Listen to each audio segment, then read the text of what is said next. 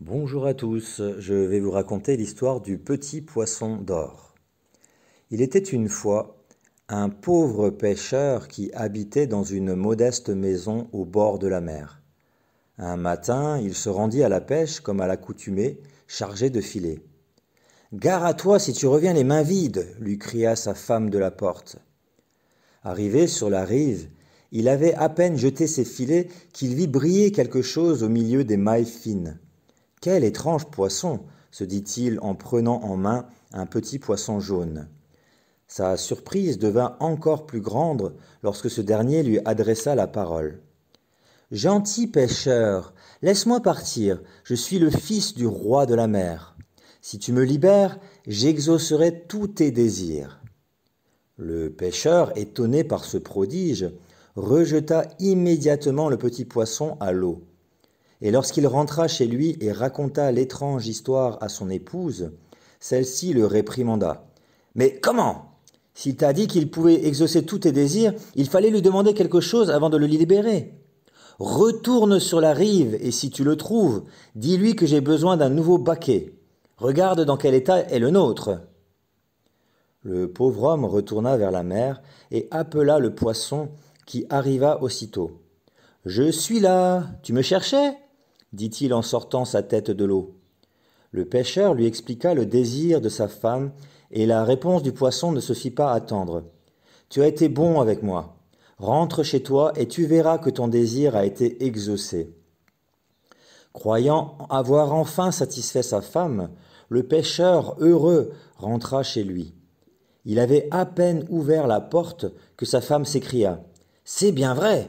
Le petit poisson que tu as libéré est magique. Regarde, le vieux baquet est redevenu neuf.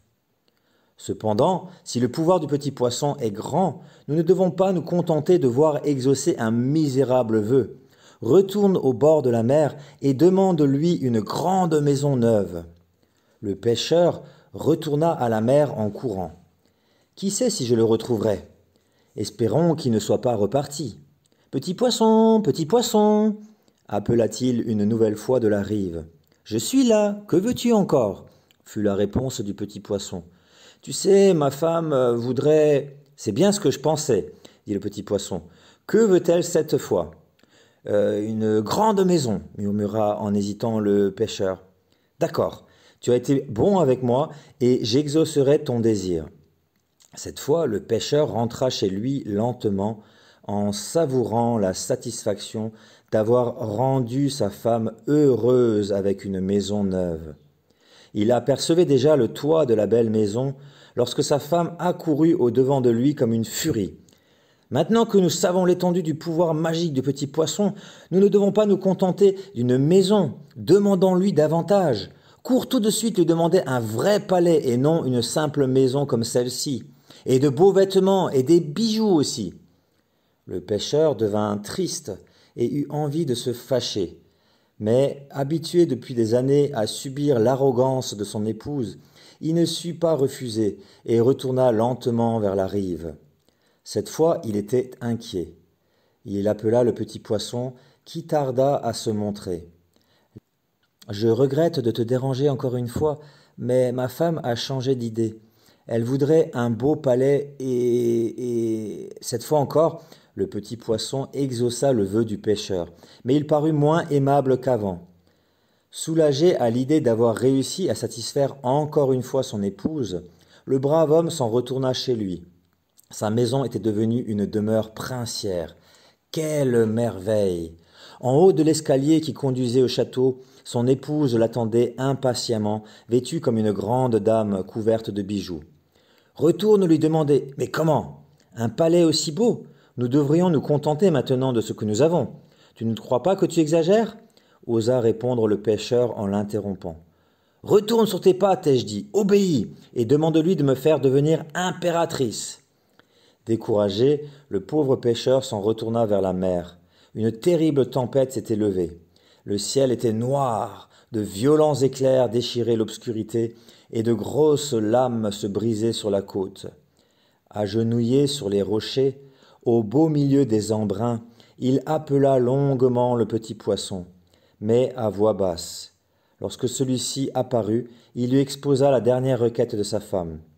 Cette fois, le petit poisson, après avoir écouté en silence, ne répondit pas et disparut dans les flots. Le pêcheur attendit en vain, mais le petit poisson ne revint pas. Un éclair plus lumineux que les autres permit au pêcheur de se rendre compte que là-bas, au loin, là où il habitait, il n'y avait plus trace ni de la maison neuve, ni du palais. La vieille bicoque était de nouveau à sa place. Cette fois, il trouva sa femme en pleurs. « C'est bien fait pour toi. Nous aurions dû nous contenter de ce que nous avions et non continuer à demander. Demander encore, encore et toujours plus, marmonna le brave homme. Mais au fond de lui-même, il était heureux que tout soit redevenu comme avant. Le jour suivant et tous les jours qui suivirent, le pêcheur retourna au bord de la mer comme il l'avait toujours fait, mais jamais, jamais il ne revit plus le petit poisson d'or. Alors quelle est la morale de ce conte Le Petit Poisson d'Or, qui est un récit traditionnel russe recueilli par Alexandre Pouchkine? Eh bien en fait cette histoire est tout simplement centrée sur les thèmes du couple, de l'avidité et de l'ingratitude. Et donc la principale leçon est que l'avidité et l'insatisfaction peuvent mener à la perte de tout ce que l'on possède. Au contraire, la gratitude et la modestie sont des vertus importantes à cultiver. Il est donc essentiel de savoir apprécier ce que l'on a plutôt que de vouloir sans arrêt davantage. Alors on va se poser quelques questions sur l'origine de l'avidité et de l'insatisfaction chronique, donc d'un point de vue social, culturel, éducatif, psychologique, biologique et aussi d'un point de vue astrologique avant de réfléchir à des solutions possibles. Voilà, alors l'avidité, qu'est-ce que c'est pour commencer? Eh bien c'est un désir intense et insatiable d'acquérir plus de biens, de richesses ou de pouvoir. Et ce comportement est souvent motivé par un besoin de sécurité et de statut social. Concernant l'insatisfaction chronique, eh bien lorsqu'il y a un état permanent d'insatisfaction, l'individu éprouve une difficulté constante à être satisfait de ce qu'il a ou de ses réalisations. Et c'est souvent couplé à une dévalorisation. Voilà. Donc pour revenir aux besoins, c'est pas le fait d'avoir un besoin qui pose problème, au contraire c'est la vie qui pousse, hein, comme je l'expliquais, c'est quelque chose de naturel et de vital, mais c'est l'excès d'un besoin, voilà, une sorte d'avidité compensatoire. Alors quelles sont les origines de ces excès, de cette avidité, de cette insatisfaction chronique? Alors d'un point de vue biologique, pour l'avidité, eh bien, certains chercheurs suggèrent que l'avidité peut être liée à des mécanismes de survie, où accumuler des ressources augmenterait les chances de survie, comme des vieilles mémoires du cerveau reptilien. Au niveau de l'insatisfaction chronique, eh bien, des études montrent que certaines personnes peuvent être prédisposées génétiquement à ressentir moins de satisfaction et de bonheur en raison de la régulation des neurotransmetteurs comme la dopamine. D'un point de vue maintenant psychologique, eh bien, l'avidité peut découler d'un manque de sécurité émotionnelle ou d'une faible estime de soi. Les individus peuvent chercher à combler un vide intérieur en accumulant des possessions matérielles. On parlait d'avidité compensatoire. En ce qui concerne l'insatisfaction chronique, eh bien, les traumatismes passés, une éducation trop sévère, rigide, avec des attentes irréalistes, peuvent créer cette tendance à être insatisfait et les personnes vont alors développer une tendance à se concentrer sur le négatif plutôt que sur le positif. C'est comme s'ils avaient été parentalisés trop tôt, ils n'avaient pas vécu l'amour inconditionnel, qui est un don sans attente, mais au contraire, l'amour que les parents ont pu prodiguer était toujours conditionné à la réalisation de choses. Et du coup, c'est jamais assez. Ce qui fait que les personnes ont ce besoin, cette programmation de toujours vouloir plus.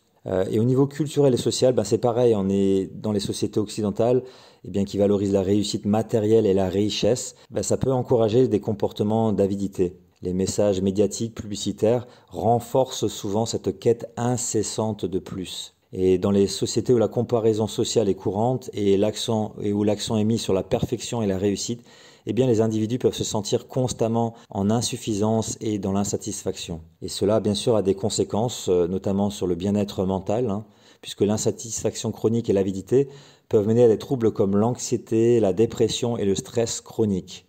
Au niveau relationnel, eh bien, ces comportements peuvent causer des conflits interpersonnels et des difficultés relationnelles car les attentes élevées et l'insatisfaction peuvent éloigner les proches, mais aussi créer effectivement des tensions permanentes dans le couple. Cela, bien sûr, va avoir à un moment donné des répercussions sur le plan physique à ce moment-là, puisque le stress continue, la libération d'hormones comme le cortisol peuvent avoir des effets sur le plan cardiovasculaire notamment et immunitaire, une baisse de l'immunité. Voilà, maintenant je prends ma casquette d'astrologue et là pareil, c'est très intéressant de jeter un œil sur le thème natal, sur le thème astral de naissance, où on voit à travers des positions planétaires dans des signes et des aspects entre planètes, eh bien on va voir que certains signes, certaines énergies prédisposent et certains types d'aspects prédisposent à, en tout cas, éveiller l'attention sur le besoin de toujours plus. Alors on retrouve Pluton, bien sûr, Pluton qui est souvent lié à des comportements obsessionnels et une quête intense de pouvoir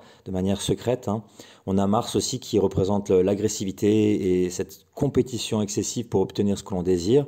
Et on a Saturne aussi qui, lui, a tendance à se concentrer sur les défauts et à ressentir une insatisfaction profonde, comme si le fait d'avoir vécu du manque eh bien, amené chez certains profils à vouloir compenser par une avidité compensatoire qu'on appelle tout simplement. Et il y a aussi Jupiter, qui lorsqu'il est rétrograde, Jupiter représente le besoin d'insertion sociale, la reconnaissance sociale. Mais lorsqu'il est rétrograde, il peut y avoir un décalage entre une richesse accumulée dans le passé, une richesse intérieure souvent, et le décalage qu'il y a entre ce que j'offre à la société et ce que la société me renvoie. Donc une sorte d'insatisfaction chronique, encore une fois, notamment en ce qui concerne la position sociale et le statut social. Voilà, au niveau des aspects, on retrouve Mars-Pluton, qui est une combinaison qui peut vraiment intensifier ces comportements d'avidité obsessionnelle.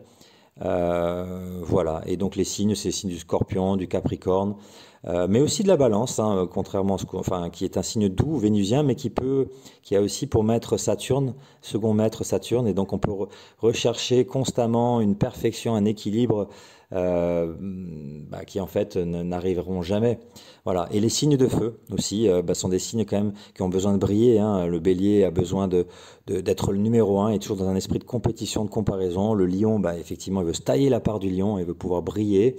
Et le Sagittaire, effectivement, pareil, est très attaché à l'image sociale qu'il dégage et au statut social, et souvent avec une recherche de notabilité, je vais dire ça comme ça. Puis je voulais finir aussi sur des approches thérapeutiques possibles, parce que la première étape, c'est toujours d'identifier une problématique. Je vous ai expliqué les origines et puis des possibilités au niveau astrologique notamment.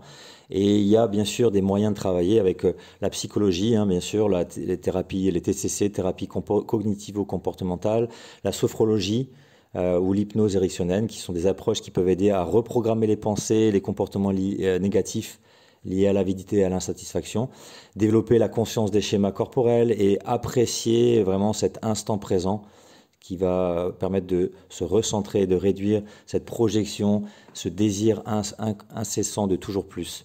Voilà. Et bien sûr, très très fort, ce qui est une vitamine de l'âme, c'est développer la gratitude, prendre l'habitude de repérer les coups de cœur de la journée, etc.